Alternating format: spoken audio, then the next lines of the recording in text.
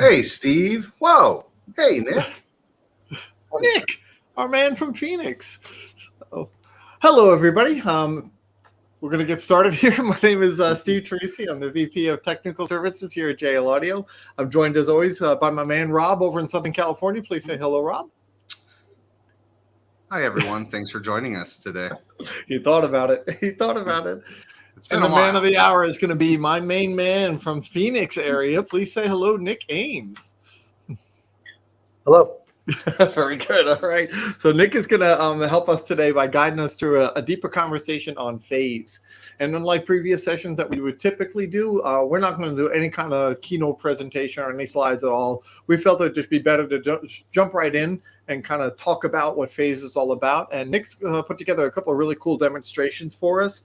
And what I like about these demonstrations is he's not using the normal things that we would typically use to look at phase. He'll make some correlations to things that you may be familiar with, but he's actually going to use an oscilloscope. So, Nick, if you don't mind, can we jump right in and see your oscilloscope screen? Wait, hold on. What's a quick housekeeping item before we do that? We seem to have our wonderful spammer trolls back. So fun. Don't click any links to watch us because you're already watching. If you see us, you're already where you need to be. So, yeah, that's a good point.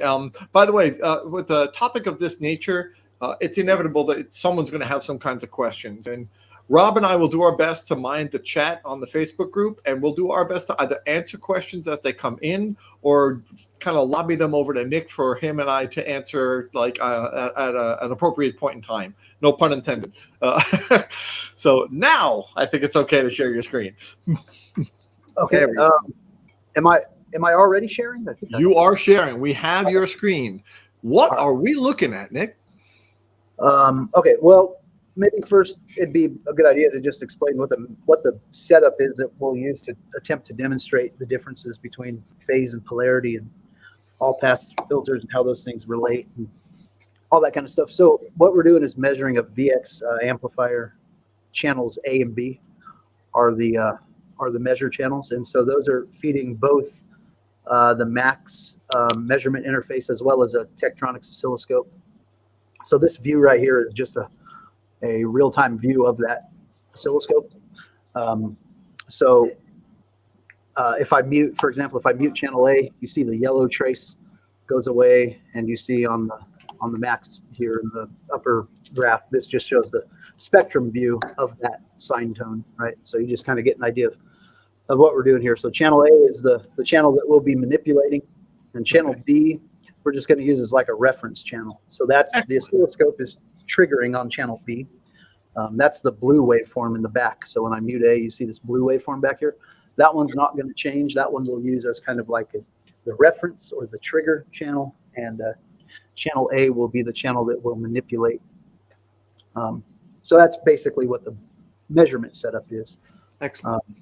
I've undocked all of these little control windows here just so I could kind of scoot this thing down and, because I kind of run out of room on the screen. Yeah, so, I bet. so just for clarity, on the top is the oscilloscope looking at the output of a VXI amplifier.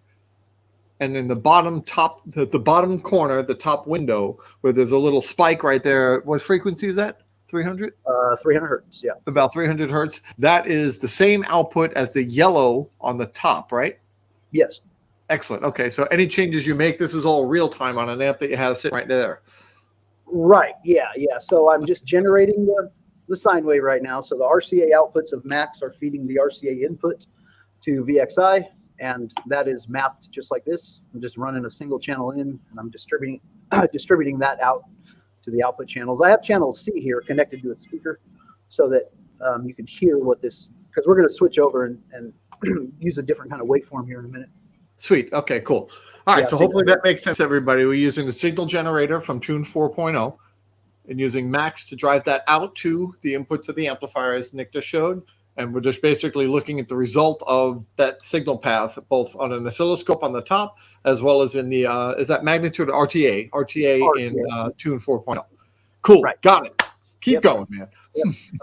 So the idea, I wanted to start, I guess, first with something that people are probably familiar with seeing. An example of, a lot of times you'll see examples of phase or polarity, try to get an idea of what they are. People often show that with a sine wave as an example, and that can be kind of instructive, but sometimes it's a bit confusing because if there's a periodic waveform that's sinusoidal, like this right here, just a perfect sine wave, and it has no beginning or no end, right? It's just continuing on forever. Then if that's the case, there really isn't a difference functionally between polarity and delay if there's a sufficient delay such that you reach 180 degrees, right? So like so he's adding delay on max to that one channel, and you can see that the yellow is now, it looks like it's out of polarity or actually out of phase with the blue trace. And if I understood you right, Nick, obviously these two terms are different, but here they look to be exactly the same. Correct. If I add enough delay so that my measured waveform is 180 degrees out of, in this case, we'll call it out of phase because we adjusted the time to get it into that state compared to the blue waveform, compared to our reference. Then if I flip the polarity back, right, they're on top of each other again. So in this case, phase and polarity are very similar, very much this, like kind of the same thing. But you can see conceptually the difference is, in order for me to get there, I had to move time, right? So I'm moving the yellow waveform in time as I add delay to this VXI output channel. Right. The yellow waveform moves in time. Awesome. All right. I'm looking at that top one as you do that. And so along the bottom edge at the top, I see a bunch of numbers. What are those numbers for? Oh, right up here. Oh, yeah, that's just so 0 seconds right here. This is the x-axis, the time axis on the oscilloscope. So Okay. 0 seconds is just our trigger point, where basically it's like where the oscilloscope is calling its reference point in time. That's where the waveform is triggering from. Gotcha. And then this is just time relative to that. So in fact, that's really similar to our impulse response view. Right. Gotcha. 0 seconds, 0 seconds, and then we have positive time to the right, negative time to the left. Right. So when you add delay, it makes sense that it's shifting across that time axis. Yep, exactly. Yeah. So And then the height of it is I'm guessing the level of, or how much voltage or whatever the signal is. Right. Yep, that's voltage.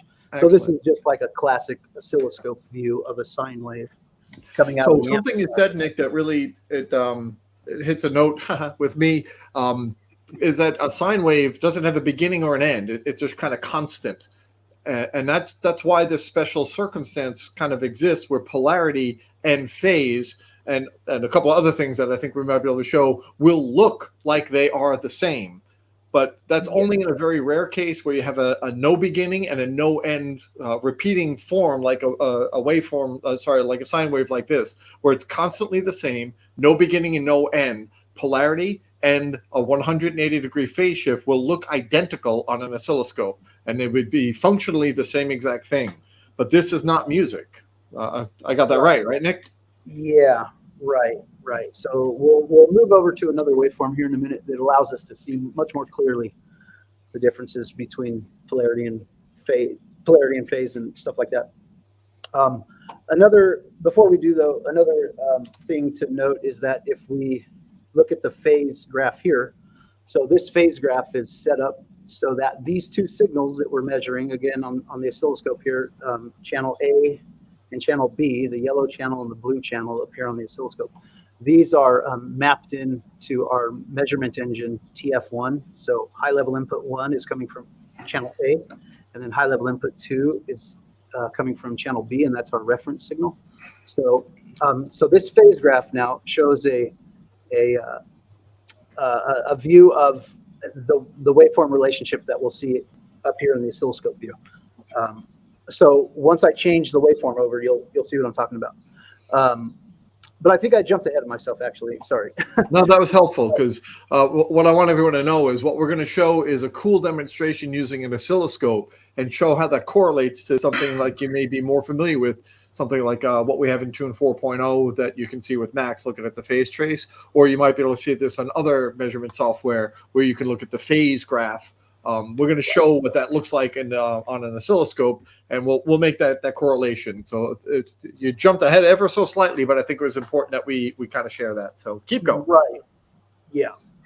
And I suppose, so we've looked at like polarity on the sine wave view. We've looked at delay on the sine wave view.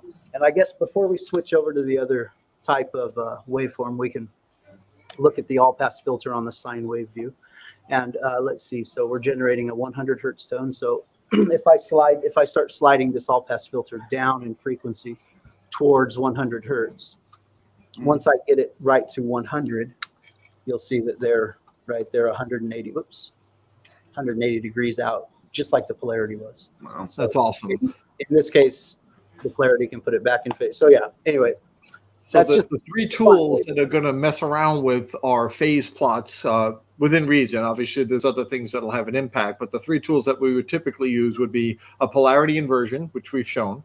We've shown adding delay to cause the waveforms to shift, and we did that by 180 degrees, and we've shown that. And an all-pass filter, and for those that aren't sure what an all-pass is, it's basically it's a phase EQ where it'll affect the phase response only and let all frequencies pass through in terms of like on an RTA, you would see no change if you put an all-pass on a single channel. And what we've done here is we've kind of shown what's happening in the time side of that, and with the sine wave, those three that he just demonstrated functionally look exactly the same, but that's different if I remember right. Right, yeah. Yep. Okay, so again, that's a sine wave that has no beginning and end. Those things all kind of look the same. But there's another kind of waveform that we can use that I think more clearly illustrates how those kinds of things work. And it's a log sweep. So I'm sure you guys have heard of these before. So let me change my triggering a little bit. So that what he's doing here is you'll notice what's happening on that top graph there. The waveform keeps sliding by. He's making it so it's going to be in a fixed position. So before the sine wave was sort of doing the same thing, but you couldn't tell because it was constant, right? This one is changing. It's changing in frequency. I think Nick's going to explain that in just a moment, how you're looking at multiple frequencies and how to determine that. So go ahead, Nick, keep going. Right. So, okay, so we'll put phase up here on the top graph now. Okay, so now this is, again, kind of like the sine wave view that we were looking at a minute ago. Only difference is it's a chirp signal that, let me see if you guys hear that? I don't know if you could hear that or not. Yep. Yes, we heard it. Okay, it's like a really fast repeating chirp, chirp, chirp. So it starts Like Pac-Man. Yeah. It starts at low frequency and goes high, and then it repeats again and repeats again and repeats again. And so at any point along this waveform, the frequency is ever increasing. So there's no point along here where it's a constant tone, right? It's constantly increasing, but yet it's still sinusoidal. So you can still use it as a good way of kind of conceptualizing and demonstrating some of these ideas. But it more clearly illustrates stuff. And the other cool thing about this is that it's logarithmic. Its rate of frequency change over time is logarithmic. So, its shift in frequency from left to right is the same as our shift in frequency from left to right on these graphs that we're used to looking at. So an example, so you can kind of understand what I mean, is if I choose channel A, again, that's our yellow trace up here on the oscilloscope view, and I apply a EQ, you can see how it cut, right? So it cut the amplitude of that waveform. So its voltage level decreased. And in fact, if we were to do exactly 6 dB, if we did -6, okay, so now the voltage level is exactly half of where it started. That's what 6 dB is, half the voltage. So now the peak to peak or RMS amplitude of that yellow signal is half of what it used to be when it was the same as the blue, right? So, so this is in my opinion, this is a very instructive way of looking at EQ or delay or all pass or any of that stuff. So as you can see, I move the EQ along it. It moves the point where it's pinching in on the amplitude. It moves that, kind of the same. So you can kind of see how these graphs correlate. Hopefully, in my mind, they correlate. Yeah, I think so too, Nick. Just for clarity, that yellow waveform on the top in the oscilloscope view, knowing that frequency is cycles per second, what makes a lot of sense here is the number of, in this case, milliseconds in each one of those gradient. So you got where the 0 is, where the dotted line is, you have 20 milliseconds, 40 milliseconds, and so on. And you can see more up and downs in each of those groupings as you go from the left to the right, higher frequency in a given period of time. So that makes a lot of sense to me. And when you're making changes on the EQ compared to the blue that's in the background, the yellow has less amplitude. The scaling on the y-axis, the top to bottom, has been reduced because we've done a cut. What happens if you do a boost? The inverse of that. So now you see that the yellow is bigger than the blue. The reference stays the same, and the yellow one is changing based on what he's doing with the EQ. And you can see the corresponding shift in phase, the topic of our conversation. You can see the shift in phase relative to what was happening with the blue reference, right, Nick? Yep. And with the EQ, let's see if I stop this acquisition, so we can zoom in to that waveform a bit and look at the EQ here. See how it shows that there's a dip in the or in the magnitude here, right? So that's a reduction in voltage. So that's the height of this waveform. And then if we follow the phase graph, it shows it being at 0 degrees over here to the left, and then it starts going down. It says negative, right? Negative 30, negative. It probably gets down. Yeah, negative 30 is at its most negative point. So if you look at the blue waveform, the yellow waveform relative to the blue, you can see that as we get closer and closer and closer to the point where it's at its minimum most amplitude, it looks as though the yellow is being delayed in time or pushed to the left, because it is, right? That's what phase shift is. So it's pushing it to the left, and then when it gets to its minimum most amplitude, just like it shows on our graph here, that part's at 0 degrees, so too look at the peaks of the waveform here. At its minimum most amplitude, the peaks of the waveform are aligned. The yellow is not offset. Look over here, though. See where it's not quite at its minimum? The yellow is offset from the blue. So the peaks aren't lined up. Right. The peaks aren't lined up in this region, and they're offset by this much, by how much our dual FFT graph shows, negative 30 degrees. That's the difference between the peaks of these or the overall cycle of the waveform at this area. And then once you get to the point where it's all the way at its minimum, which is right here, the peaks are lined up again. And then as you start going the other direction, further to the right, now it looks like the yellow is advanced in time or to the left of the blue. Instead of the yellow being to the right of the blue, now it's to the left of the blue. See, and so that's what positive phase shift or phase lead, that's what that is. And then ultimately it comes back to 0 again. So if we go far enough this way, we see now there ain't no difference in time between those two anymore. Up here, as the frequency gets higher, that would be represented by like this area here. So it's kind of a good way of viewing, I guess, what these filters are doing to a waveform. Sure, it's a relation to the reference that doesn't change. We're looking at the changes in all 3 dimensions: time, level, and frequency. Yep. Yeah. So let's see. Okay, so that's EQ. Let's see what's another. We'll start the acquisition again, and let's put this back. Let's go all reset. So what about crossover? Let's look at like a low pass filter. Yeah, let's do that. So unmute. Okay, I gotta let this catch back up again. It should stop once it gets right in that region. There we go. That's cool. Yeah, so if we low pass filter this dude, now I chose to use a Linkwitz-Riley filter here, and I'll tell you why in just a second. So let's see, maybe right about here. So no, hang on, let me adjust that up just a little bit. Yeah, maybe right about here. So whatever. Okay. So the Linkwitz-Riley filter is kind of characterized by the fact that it's down at 6 dB at its corner frequency. So our frequency is 554 hertz. If I put my cursor right here where it's -6, that's 550 hertz or so. 558, something like that. Depends on how fine you are with your mouse, but it's right there in that 550 hertz region. Okay, so now if we look at our phase graph, right at that point, it shows our phase being 180. So if we again were to zoom in on this low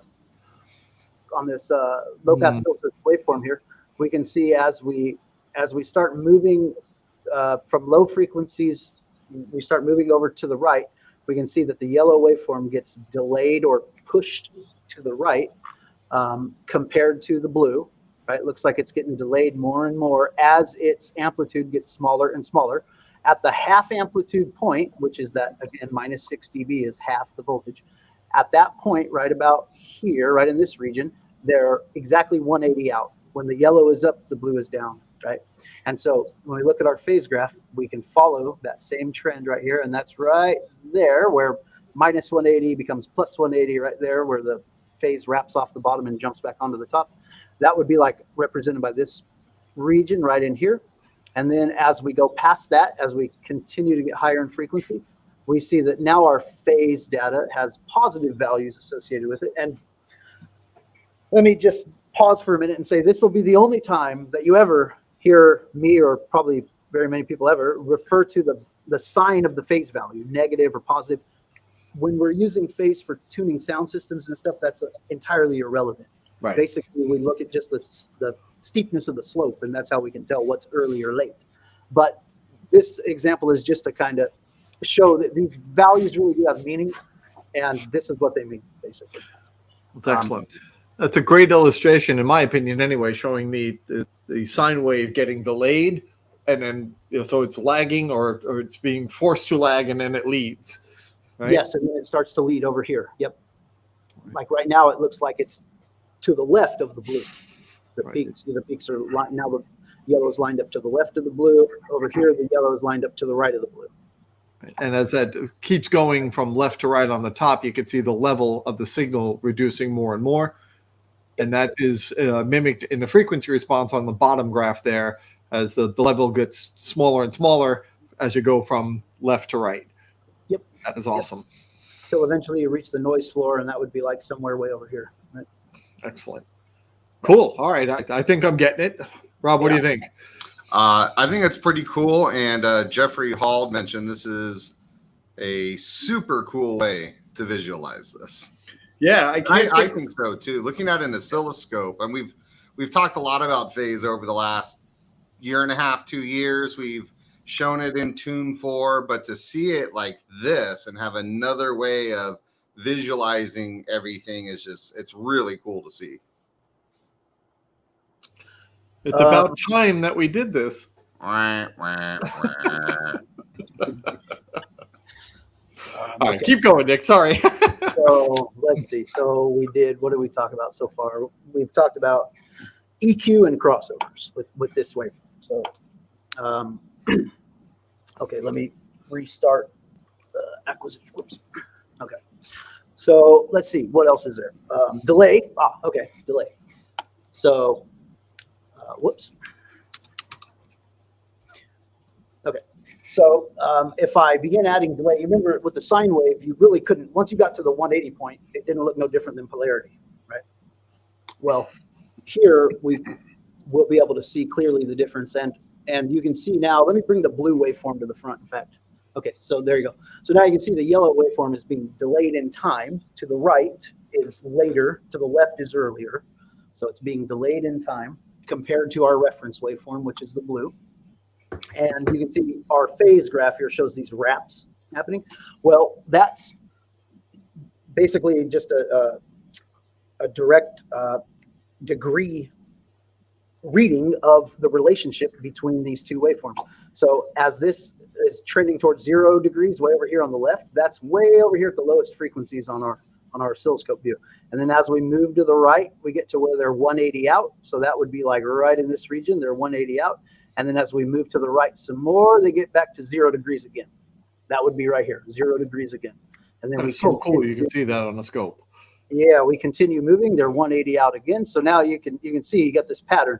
You got this 180, 0, 180, 0, 180, 0. And then if we were to zoom in, so you can see the pattern, it just continues. See 0, 180, 0, 180, 0, 180. And so that's the same exact pattern here. And if we were to just take the time and use cursors and read out the degrees of difference and stuff here and calculate it all out, what we would find is that this graph down here is very precise, and it shows exactly what we're seeing up here in the oscilloscope view. We're just seeing it on a phase graph instead of on a time domain graph like the oscilloscope view shows. Excellent. That's awesome, Nick. I love seeing this because it's another way of looking at the same kind of data from a point of view that I'd never considered before. I never thought of using a trigger trace on the scope and then a measure trace on the scope to show this distinction. But it absolutely makes sense, being able to see the waveform where the peaks line up and where they don't line up, and the corresponding changes in the wrap. And if there was magnitude showing, you'd see the change in magnitude as that happened, like on a high pass or low pass filter or anything like that. So that is really cool. Yep. Okay, so that's delay. So let's go back to 0 milliseconds here. Okay, so let's see. Let's just do polarity. I'm sure we can imagine what that'll look like, right? It's just the same waveform flipped upside down. Right. So polarity is more of a direction than it is a delay, right? Yeah, polarity has nothing to do with time. Exactly. At all. It's just the either electrical or mechanical direction of travel compared to either how it started or how something else is doing, right? Like, right on. Yeah. Or maybe like how the signal came into a device, like an amplifier, it came out the other end, either going the same way at the same time or going the opposite way at the same time. That would be either in polarity or out of polarity. That's a really important point, because very often in our industry and many others, home audio or other industries, when we talk about polarity and phase, they're very often spoken about as being one and the same. And on a sine wave, they may look that way, but when it comes to anything that has a beginning and an end, like this chirp that Nick is showing here, the polarity is a direction, and delay will shift relative to it. So, like if Nick, if you put delay on the yellow channel now. Mm-hmm. It'll move that to the right, because things happening to the right are happening later in time.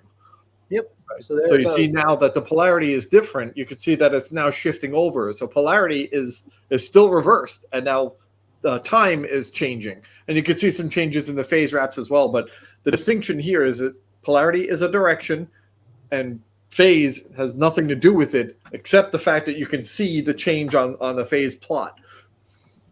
Yep. While we are showing how different things affect phase, Jeffrey Hall asked, have we covered what shelving filters on our parametric EQ do to the phase? No, but we can. That's good. Something else to look at. Let's go ahead and check that out just so we see, because that's come up twice or so in some of our sessions about the phase impact of a shelving filter. Right. Okay, so let's see. So let's take polarity or delay back to 0, polarity back to 0, and so let's take a look at a shelf filter. Okay, so I've already got that undocked. All right, so let me see here. Turn that. No, let's look at a high shelf. Look at a high shelf. Okay, and then let me bring the yellow waveform back to the front. Okay, so there's the yellow waveform. So there's very little phase shift is the answer to that. Like, no, kind of like regular EQ, in fact. It's a little more broadly spread out. But, okay, so let's take a look at it, though. So the deeper that we pull the shelf down, the deeper the phase shift gets. And actually, it gets, whatever, minus 50 degrees here. So if we zoom in up top, well, actually, let me move this down to a little bit lower frequency so we can. Okay, let me zoom in. By moving to lower frequencies, you can see it a little bit easier. The higher frequencies are kind of bunched up. So lower frequencies, it's easier to look at. Well, it's a little easier to. The effect is the same. It's just easier to see. Right. So, okay. Well, here, there's a technical difference, right? A technical, like an academic difference. So much like the regular EQ filter, in fact, much like the regular EQ filter, the phase, as we start from low frequency to high, moving toward the position of the filter, the phase starts shifting in the negative, meaning the frequencies are being delayed in time, and then they reach a maximal point of delay. But unlike the regular EQ filter, which actually deviates back up to 0 and then goes positive in equal amount, so there's phase lead instead of just lag. With the shelf, there is no lead, so it just goes negative. So you can see here, if we follow the little peaks of the waveform here, the yellow gets pushed back to the right, so it gets delayed in time. and made smaller at the same amount or at the same time. And then eventually it gets to where there's no more attenuation happening. So it reaches a steady state, which is like right in here, it reaches a steady state. And now we're trending back towards 0 degrees again. So 0 degrees again. You can see the peaks are aligned again up here. So there you go. So, now we know. yeah, so the yellow waveform never does lead the blue, right? So there's no phase lead. There's Right. only, It doesn't go to the positive side of the phase graph. it doesn't go to the positive, yeah. Got it. Yep. And the like with the regular EQ, maybe at a future point when we're demonstrating this same stuff in addition to acoustic readings, like in a car, we can show that with a regular EQ, this shape right here, if I were to apply that to a speaker's response that has the inverse of that, the speaker's phase response will also be the inverse of this phase response. It'll look just like this too. So as we flatten the magnitude of a measured speaker response, we also flatten the phase. So the phase shift is a positive. It's a good thing on the EQ. It's not like applying EQ to a speaker is detrimental somehow because there's phase shift. It's the opposite phase shift that the speaker already is exhibiting. So if for example, just thinking about it, and hopefully this isn't way off topic, but if you see a deviation in the phase response and you see a deviation in the magnitude response, if you apply a cut or whatever on your EQ and the EQ for some reason doesn't affect phase, you've only fixed one of the deviations. The time Correct. deviation, the phase deviation still needs to be fixed. Right. Yeah. Okay, got it. Yeah. So so let's look at that shelving filter again though. I want to look at it as a boost. So we looked at it as a cut. I would imagine it's all on the positive side. Well, I can't seem to grab a hold of it. What's going on? Let's see here. There you go. Let's go like this. Right. So now if this was a boost. Right. Yep. Yep. There you go. I knew that. Effectively, it does the same thing. Yeah, that makes sense. Yeah. And our oscilloscope is currently stopped, so that's why you don't see the changes up there. But when Right. he unstops it, you'll see the yellow will be bigger at that point. Exactly. There you go. Until the point where it tapers off due to the resolution of the processor, I'd imagine, right?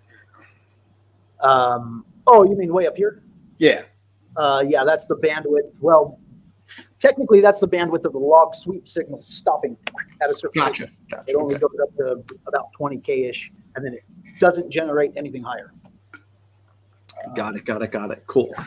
All right. So just for clarity for everyone watching, what we're looking at is the impact on an electrical signal of the various different tools that we have in our tuning arsenal to show the effect that it has on all three dimensions of audio, the level or amplitude of it, as shown by the height of the yellow signal on the top, as well as the position on the lowest graph in terms of magnitude or RTA response there. We're also looking at it in terms of frequency on the top graph, the oscilloscope view. As you can see it going from left to right, the density of the waveform becomes tighter and tighter. That's showing an increase in the frequency as you go from left to right. And that'll also be reflected in the magnitude response graph that you're more accustomed to seeing down on the bottom part of the screen. And in the middle is the phase response, the topic of our conversation. And what we're doing there is we're looking at the relative changes between the reference signal, which is the blue trace. Right now you can't even see it because it's completely overlapped. But if we make changes to the oscilloscope and we move the yellow, you'll be able to see its relationship to the blue reference, which is exactly how we're deriving phase. It's a relative measurement of time. Right. Yep. Okay, so we've looked at crossovers, EQs, delays in polarity. We have not looked at all-pass filters. You did show all pass when we had the sine wave on, but not with the aperiodic waveform or the chirp. Right. Yeah. So okay, so let's do that. Let's take a look at what an all-pass filter would look like. Okay, so our all-pass filter is centered down here around 100 hertz, and so it's happening right down here. Looks like. So let's see if we zoom in on this one. And maybe I ought to move it up in frequency a little bit, actually. Not to bait you too much, but the effect on the phase looks identical to what you did with the high pass or low pass filter. It is, yeah, it is. The But I'm effect on noticing that the level of the signal is not attenuated at any point. right, yep. That's because And the all pass effect- doesn't affect that. It only affects phase. Right. Yep. And again, this, once you kind of get used to the concept here, you can start to understand how if you follow this waveform from left and start moving towards the right, and you kind of glance up here, and then you glance down here at the phase, you can see, it's towards 0 degrees at the very low end. There's a small amount of phase shift here, 30 degrees or so. So that's way down here at the left, right? Way down here. And then as we move to the right, we start to get our yellow is pushed over in time to the right. It's delayed in time compared to the blue. And that's more and more and more and more phase shift down here on our phase graph until ultimately we get to the 180 point. So the 180 point will be somewhere like right here, right about here, about 15 milliseconds here. And then as we continue on and frequency continues to get higher and higher, now we're again on the positive side. Positive phase shift side, and so now you can see our yellow. It's in front of the blue. It's to the left of the blue, so it's leading the blue, and then ultimately it trends back towards 0. And so if we scan across our little waveform here far enough, there we are. Look at that. It's all lined up again. Yep. So now let's take a look at the real-time acquisition again. Let me let it stabilize, and we'll move the all-pass filter in real time.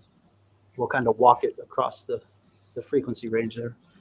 So and this will allow us to see the change in time, the relationship of the waveforms on the oscilloscope as we move. You're going to change the filter frequency of the all-pass filter, right?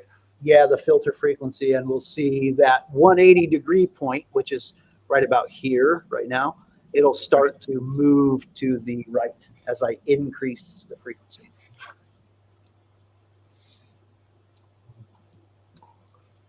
See, now that 180 point is right about here. And then the more I move this, to my eye, it almost looks like part of the waveform's moving to the left. Yeah. Yeah, it does. Yeah. It does. That's because it is. It's moving back to the, it's no longer delayed, right? Correct. That's the part you're watching. It's right now. So this stuff down here is delayed in time compared to the blue. And as I move that all-pass filter away from that region of frequencies, that gets less and less delayed. And so therefore, which means it's moving to the left. When we start so the delay, it's frequency-specific delay is really what it turns out to be in a way, right? Frequency-dependent delay. Right. So when you move that filter frequency higher, the delay that took place at the lower frequencies starts going away, which is why it's drifting back to time 0. Yep. Got it. Okay, cool. That's awesome. So now our 180 point's way up in here somewhere. We'd have to zoom in to see it. It's the benefit of low frequency. It's not just to impress your friends. It's way up here. Yeah. Yeah. So that's what the all-pass filter looks like on this sort of a waveform. So we've done delay, we've done all-pass, we've done some EQ examples. And high and low-pass filters, right? High and low. Well, I think we did low pass. I don't think we did high pass. We can do high pass. Yeah, let's see what a high pass does. So now things can start getting confusing though when you play with these kinds of signals, especially if the chirp is short duration, like this one is. This is short, yeah. So you'll probably see an interesting phenomenon here and wonder what's causing that. So see, the steeper I make this, the more extreme the phenomenon. Okay, so notice how it looks like our yellow is getting bigger in amplitude here, right? Yes. But it's not, right? The magnitude of the signal didn't increase at that frequency, right? What's happening here is the low frequencies that aren't fully attenuated, they are delayed in time. And remember what delay is. Delay in the case of it's taking low. If we're delaying the low frequencies, then we're taking low frequency energy and we're pushing it over to the right. So now the higher frequency stuff is riding upon the low frequency waveform that used to exist in isolation over on the left. It's been phase shifted over into the area where the high frequency stuff is.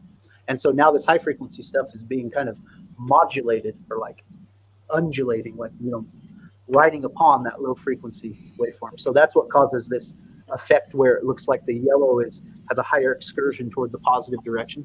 And that's because with this particular kind of waveform, with this amount of phase shift, that's exactly what's happening. There is a higher excursion in the positive direction with this signal. So if this were a speaker, if a speaker were connected to this at this frequency right here with this signal, with only this signal, the speaker would actually need to move farther in that direction than it would have had the high pass filter not been applied. That's interesting. And that's very specific because of the short duration of this particular type of chirp, right? Yep, and the fact that the chirp starts low and goes high. And Right. it's really short, yeah. So this chirp, just for my benefit and possibly our audience as well, this is the same thing as a sweep, just sped up to the point that it's more like a chirp. Yeah, well, the term sweep is kind of just a generic word meaning to move in frequency from some point to another point, right? You can sweep from low to high or high to low, and there's a lot of different kinds of sweeps with analysis equipment. Sometimes it's a step where like it's a discrete tone, then another discrete tone, and another discrete tone, and you do that a whole 100 times across the audio bandwidth, and that's a stepped sweep. Or this is sometimes called a continuous sweep, or called a chirp, or called a log sweep. Gotcha. Okay. Yeah. Thank you. Appreciate that clarity on that. So what else can we show, Nick? Well, I'm sure lots of stuff. I don't really know. I think that was the majority of things that I had in mind were pretty much covered by what we've just demonstrated. I don't know, like Jeffrey had a question about the shelving filter and how that looked electrically on these waveforms. Do we have any more questions at all? Or? Yeah, we did early on. Josh Collins asked when you were showing the sine wave on your oscilloscope, if I ran a plot frequency versus phase, at what point would the VXI go about 45 degrees out of phase, and at what frequency with settings set to flat? Oh, so he's wanting to know about the magnitude response and overall frequency response of the amplifier itself. It sounds like. I think so. And 45 degrees at the low end or at the high end? Well, hopefully he's still watching and he can add to his question. There'll be a lag. So while we wait for him to get clarity on that, one thing that's always been interesting to me is on the phase graph, like you see in Tune and many other programs, very often in the middle is like a zero line, right? Kind of where the hash is, right there, that zero line. And then at the top it says 180, and at the bottom it says minus 180. And as I understand this, it's like a cylinder. So as you're going from left to right, it's like wrapping around a cylinder and then showing up at the other side of the cylinder as it kind of rotates around. Would that be a pretty good analogy? Yeah. To think about how the phase graph wraps off the bottom and jumps back onto the top, because this point, minus 180 and positive 180, they're the same point, right? It's the same data point. And in fact, you can here. Let's what am I doing right here? High pass. Here, let's turn this off, and we'll set this all pass filter somewhere like higher in frequency like that. There we go. Okay, so when we take our cursor and follow the minus 180 point, it'll jump off the bottom and back onto the top. Well, with our phase graph here, you can also just use your arrows and you can move that point, right? So that's like rotating the cylinder around. Yeah, now once we've moved it, now look over here. It just says 180. It don't say minus or plus. It just says 180. It's when you get that right to the edge, then minus 180 is the same thing as positive 180. It's the same. So where your cursor is right now, Whoops. Yeah. Right there, the point that's at the bottom of the graph is exactly the same as the point at the top of the graph.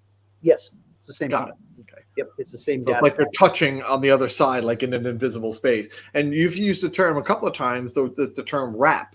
And it's a good term, I think, because it's like the phase is wrapping around the other side and starting over on the top. Yeah, and there are unwrapped views of phase data. But they get really long because it just keeps going, right? Well, yeah, and then or you scale it to fit the size of your GUI, and then you've got a whole lot of data crunched into a short. But the thing about the unwrapped phase is it can work well for electrical measurements, but for acoustic measurements, I personally have not had good luck with using unwrapped phase. So when we talk about wraps, would it be possible, Nick, to turn off that all pass and then add some delay and look what happens on the phase there? Yep. So there's a lot of wraps. So it's literally wrapping around and around. And remember, as you go from left to right, things are getting later in time. So at the beginning over on the left, as you get closer to the right side of the screen, things are getting later and later and later. That is what delay is showing you. The delay is changing the angle of the wrap and adding wraps. So that when you look at your actual measurements, these are the way the tools will affect things. Adding delay will increase the angle of the wraps on your phase graph, and as you add more and more delay, you'll get more and more of those wraps, and they'll get really bunched up. Put a whole bunch of delay on there real quick. Sure. We see it just gets all jumbled. Everything up high is really, really, really late. Yeah, yep. And the other thing to know too about, since our topic is phase, so the way you can read the phase graph is this. It looks like it's scrunching up like this because we're plotting this in a logarithmic scale. So you can actually switch this to linear. And now you see it's equal, right? It's an equal distance between each one of these wraps. And as I move this delay value, you see it's equal because mathematically the amount of phase shift as a function of frequency, it is it's a linear function, but we plot it logarithmically because that's how we perceive changes in frequency. As humans. So to us, the logarithmic view of frequency makes more intuitive sense. So as a result of that, a constant delay looks like ever increasing steepness, but that's because of the logarithmic plot. Excellent. I'm glad you showed that linear thing because we've often said that delay is equal at all frequencies, right? When you're doing just delay, and that shows it very clearly. The log kind of scrunches it up and it makes it seem like there's more happening at high frequencies, and that's really not the case. It is a linear thing that's being displayed on a log scale. Right. Yeah.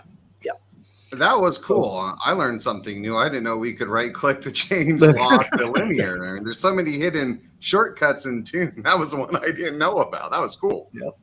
So that actually brings up an interesting point, Rob. There's a lot of settings and controls in Tune, far more than we could easily cover in any single session.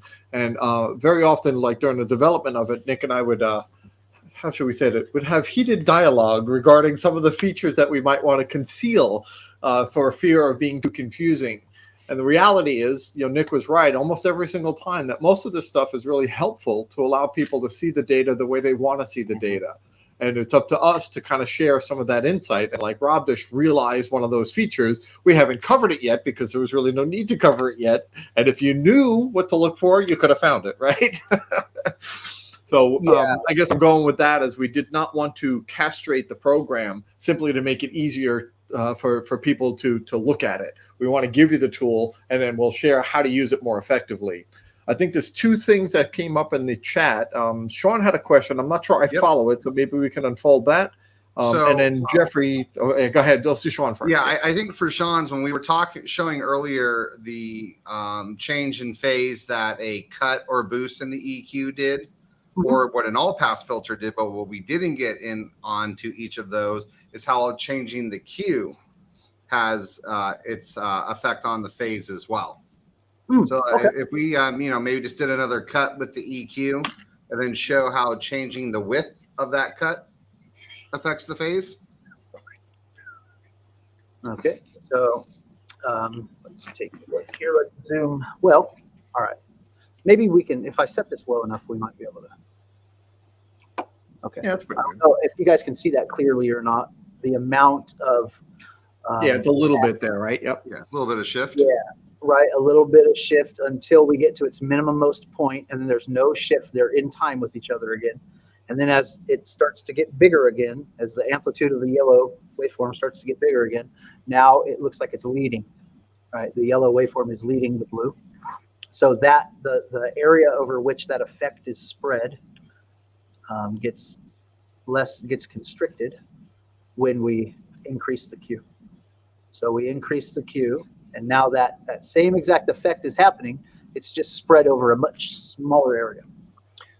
So the rate of change as a function of frequency is increased. It's faster. It changes as a function of frequency more quickly. So more, not as gradual of a change. The timing and the magnitude also, right? The So rate of tightens change it up. of frequency is faster. Yeah. It just tightens it. Tightens it up. Yeah. Cool. Narrows the focus of the effect. Right. It narrows the focus. Yep, exactly. And then, There we go. Okay, yeah, there's the wide Q again. all right. Good stuff. So checking our time. We are getting close to the top of the hour. I definitely want to take some more, but we might be able to kind of give you a little hint of where we're going with this by looking at Jeff Hall's question. It's, again, he says slightly off topic, but he's asking about the inductance of a speaker changing the angle of the acoustic phase. And I'm going to pause right there because acoustic is different than what we have been looking at. We've been looking at electrical, and we plan to cover the acoustic stuff. So today was more about the effect that these different filters will have in a very clear way by looking at a repeated signal like Nick has shared with us. We could see the effect of all pass, shelving EQ, parametric EQ, high pass and low pass filters, delay, polarity. We can see all of those tools in effect, no pun intended, in real time, looking at what it does in all three dimensions when applicable. Now, when we get into the acoustic stuff, it's the same stuff, but it's not going to be as clean and precise as what an electrical measurement is going to be, and there will be other things to take into account. But having the foundational knowledge that Nick shared with us today about how all these things are interacting with an electrical signal, once the signal leaves the speaker and becomes acoustic, you can't change that signal. You can only affect what goes into the speaker before that actually happens. So if something's different in the acoustic response, the only way to fix it is with the electrical response, which is why we always start there, so we understand what those changes will look like. So as we continue reading his question, so like if a 10W6 and a 10W7 have different inductances, which they do, and assuming there's no low pass filter applied to try to eliminate that electrical part of it, and we let them roll off naturally, what would that look like? I don't think we can answer that today, can we, Nick? Well, maybe to a degree, yeah. So here's the thing about the voice coil inductance and its effect on the acoustic phase. The voice coil inductance effect on acoustic phase is going to be a minimum phase function of the magnitude response. So basically what the rising inductance causes less current draw, higher impedance from the amp, right? Which causes a reduced output as frequency increases. And so whatever that magnitude response shape ends up being as a function of all of those electromechanical parameters of the speaker, the phase response that's associated with that magnitude of that speaker is a minimum phase function. So you can model the phase response of the speaker with the target generator, for example, or with a minimum phase DSP, like we have in VXI. You can measure the response of the speaker, then you can take a DSP and measure the DSP electrically and use the DSP filters to trace out the speaker's response, and the phase response that you get will be identical to the measured phase response of that speaker. So the voice coil inductance doesn't act in isolation to shift phase without also changing magnitude. Right. So then the other parameter of voice coil inductance is how the current and the voltage waveforms timing relationship changes through the voice coil. That's called impedance. But those two things are kind of separate concepts. So if I heard you right, Nick, if you had a measured response of a single driver, like we just talked about a subwoofer, and we went into our target generator and we did whatever we had to mimic and made our target look just like the measured response, the phase response would be identical between the two of them. Yes, it will. That's cool. And is that what you mean by minimum phase, that there's no other contributors or something like that? It means it's the minimum most phase shift that that magnitude can possibly have. Gotcha. Okay.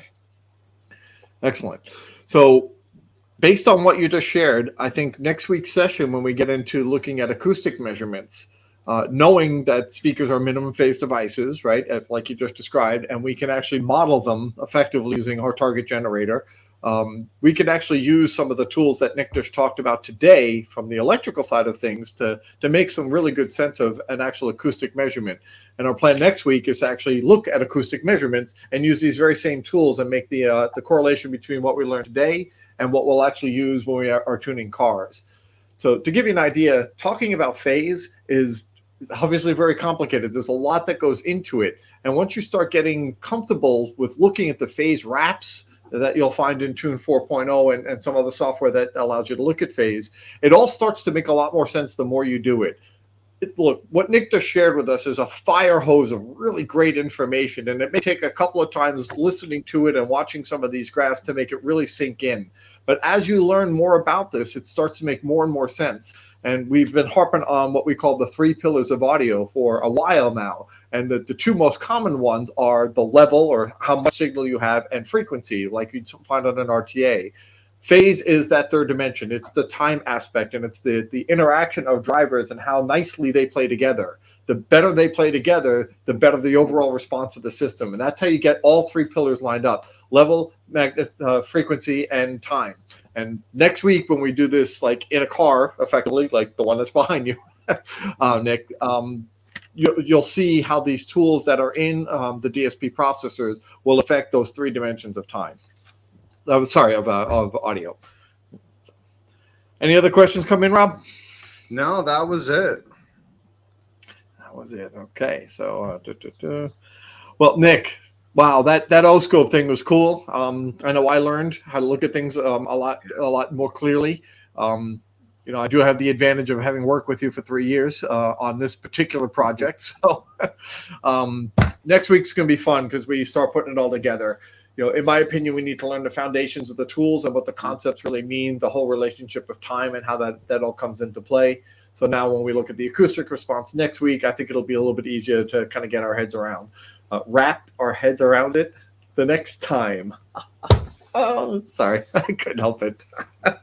So awesome. Nick, thank you so much. Rob, thank you. And everyone watching, thank you so much. I appreciate the questions and feedback, and we look forward to seeing you next week. Yep. Thanks, everyone.